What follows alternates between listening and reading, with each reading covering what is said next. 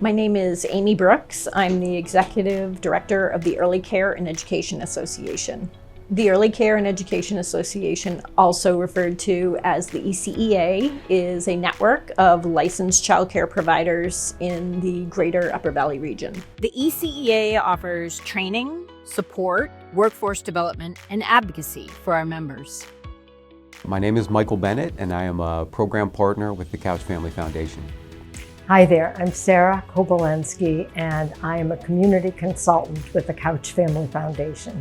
My name is Brooke Couch Freeland. I'm the Managing Director of the Couch Family Foundation. The Couch Family Foundation is located in the Upper Valley region of New Hampshire and Vermont. We're very intentional about calling it a family foundation. The trustees consist of my parents, who are the founders of the foundation, my two sisters, and myself. The Upper Valley is an interesting area. It is a compilation of communities in the two states, Vermont and New Hampshire, bordering the Connecticut River. In 2016, the Couch Family Foundation really leaned into the strategic focus of early childhood development and education.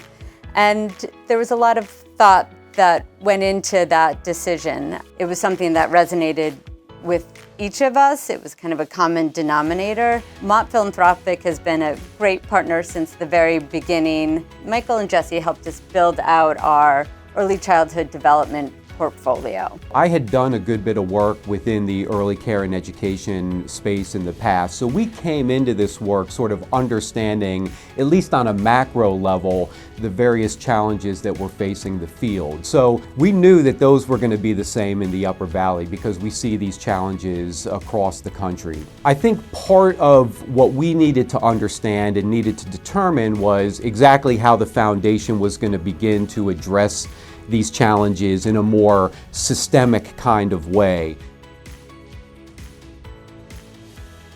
In 2016, it was very clear that the early education care sector, childcare in the Upper Valley, was very siloed. There were a number of themes that were coming through. One is burnout, staff shortages, a lack of professional development, providers were operating in isolation, and all these issues were having an impact on children and families' ability to access childcare. In 2016, as a center director, it was very difficult. It was difficult to find staff, train staff, retain staff. We were unable to, and continue to be unable, to charge what it actually costs to provide high quality care.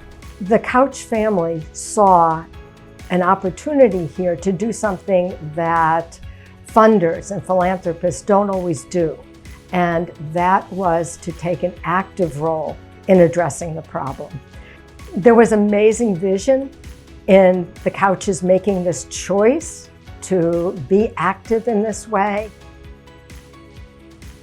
The family has been very open and articulate about how they want to approach this work in the community. And I think those values kind of helped inform how we began to approach this work and build out relationships with community-based partners. These principles come from practice and doing and learning.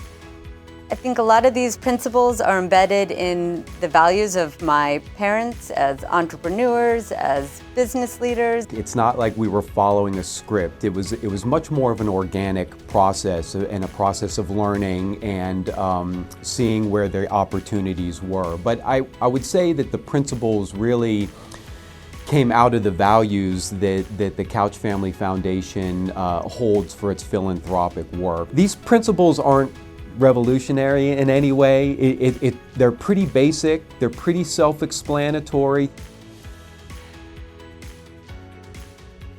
Listen first and keep listening.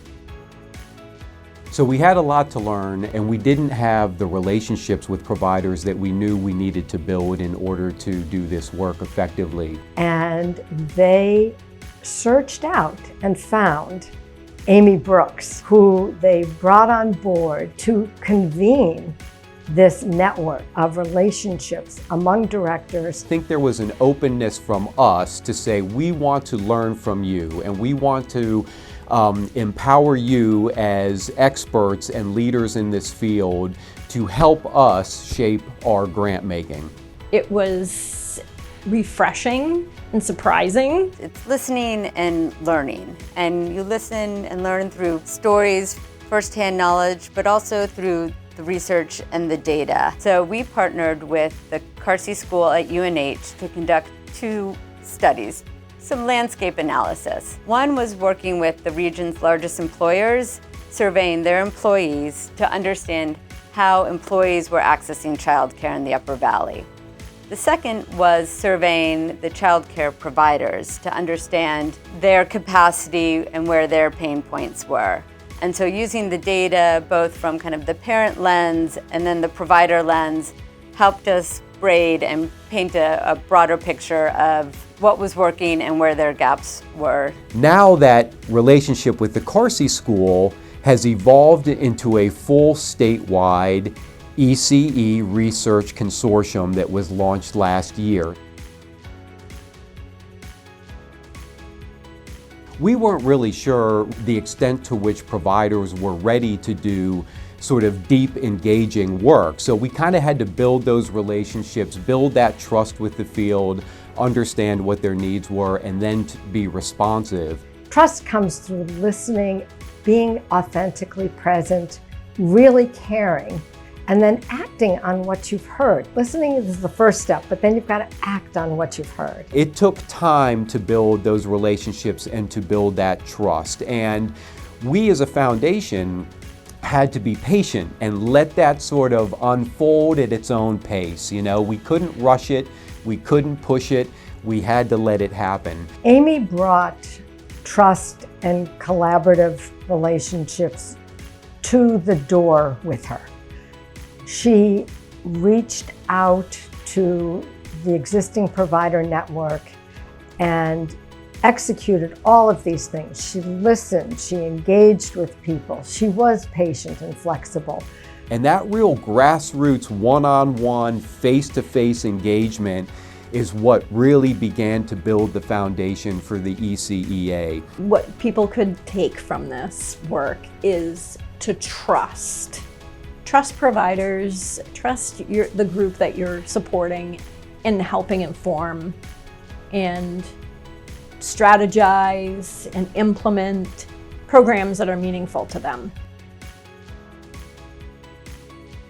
The system just was breaking down, and we knew we needed to shore it up from all points. You know, the ECEA really started as a grassroots network for directors, right? A network that could provide peer learning and peer support for a field in which directors and staff are typically isolated. And building that connection and building that sense of shared values and professionalism was just critical to this effort. When I first started reaching out and working with these center directors, I was hanging over playground fences with my business card and trying to get their attention. And once they realized that I was there to help them and that I understood them and that there wasn't a catch, then they started to engage. Once they engaged and they started to interact with each other, it broke down all of this competitive kind of, all these barriers that are brought on by competition. And they started to see each other as colleagues and teammates. And that helped them. It was emotional support. It helped them build those relationships that made them stronger. They were stronger together than they were alone. And that's the core of the success of the Early Care and Education Association.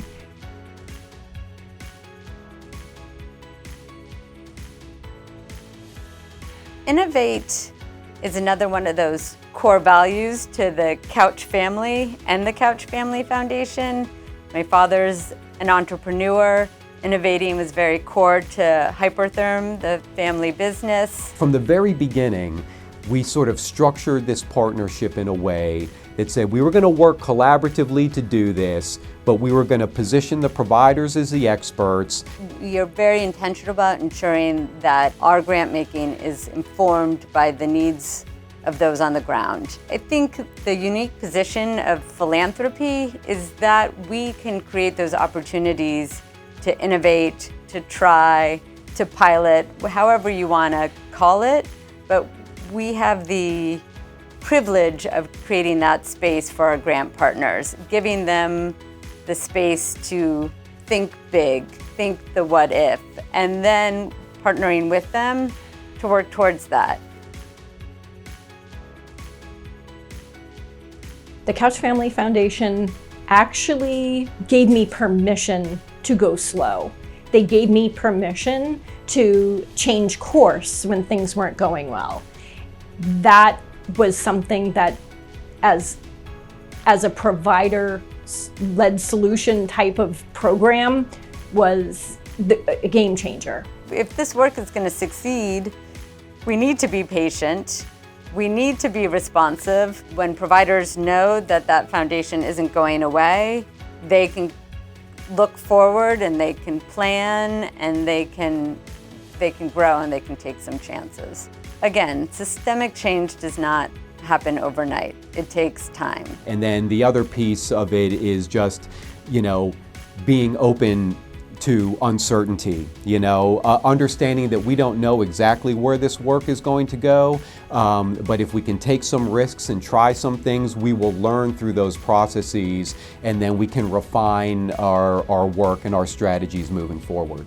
I don't think the ECEA would be where it is now without that investment in time and without the patience that the Couch Board had to let the work unfold at the pace that made sense to the providers that were leading that work.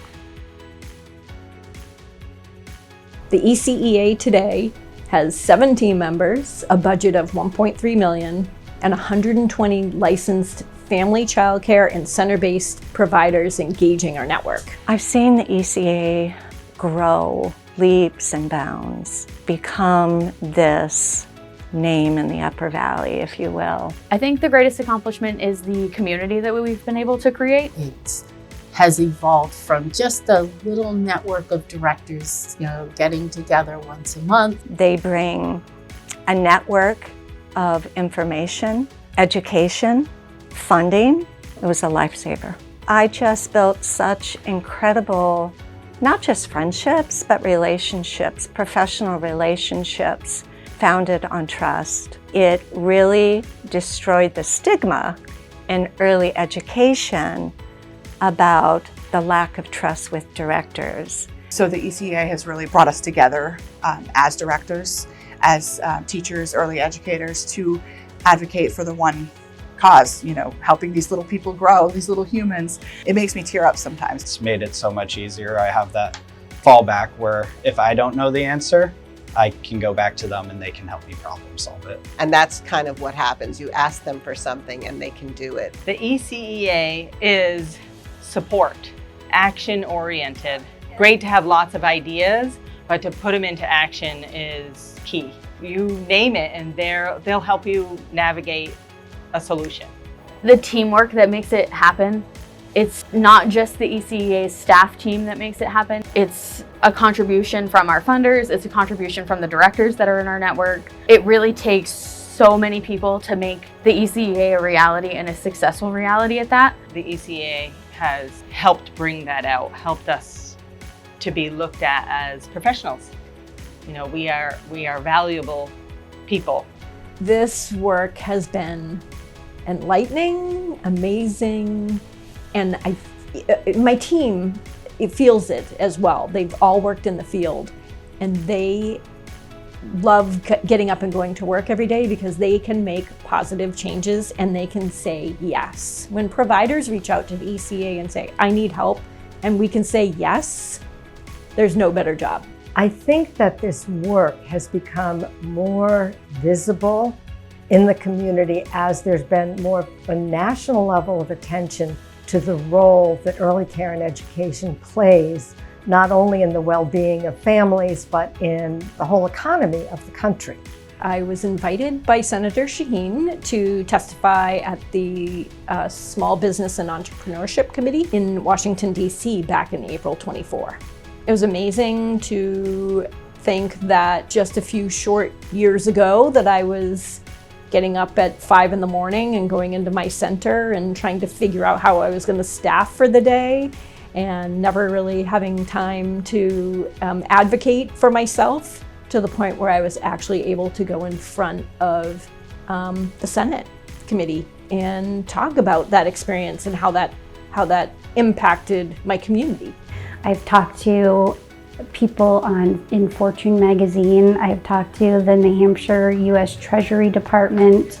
I've been interviewed with local newspapers, local television stations, those types of things. You know, again, the little old person from the Upper Valley area being important. To put early education on the national stage is significant. It's almost hard to wrap your head around how much the organization has grown over the last 5 years. From this sort of grassroots, peer support, peer learning network, to a innovative, program-oriented organization that is doing workforce development, that is doing quality improvement, that is doing advocacy, that is really elevating the needs of the field, both in the Upper Valley, but also statewide in New Hampshire, in a more intentional and more thoughtful way. What brings me joy is that there are more allies at the table focused on increasing access to high quality early education, recognizing the importance of giving young children the start they deserve to reach their full potential. That brings me joy. When you practice from a perspective of opportunity and possibility and what can be, rather than remain entrenched in a place of scarcity and limited possibility or resources, you will in fact thrive and achieve. I think that's really what's exciting about this work, because despite all the success that the ECEA has had over the last few years, its greatest years are ahead of it. It's going to do great things, and I truly believe that. And it has really built the foundation to do that. Yeah, I want to thank Dick and Barbara Couch and the Couch Family Foundation and Mott Philanthropic for all of their support and believing in early childhood providers, and elevating the profession in New Hampshire and Vermont, and helping this network become meaningful and sustainable.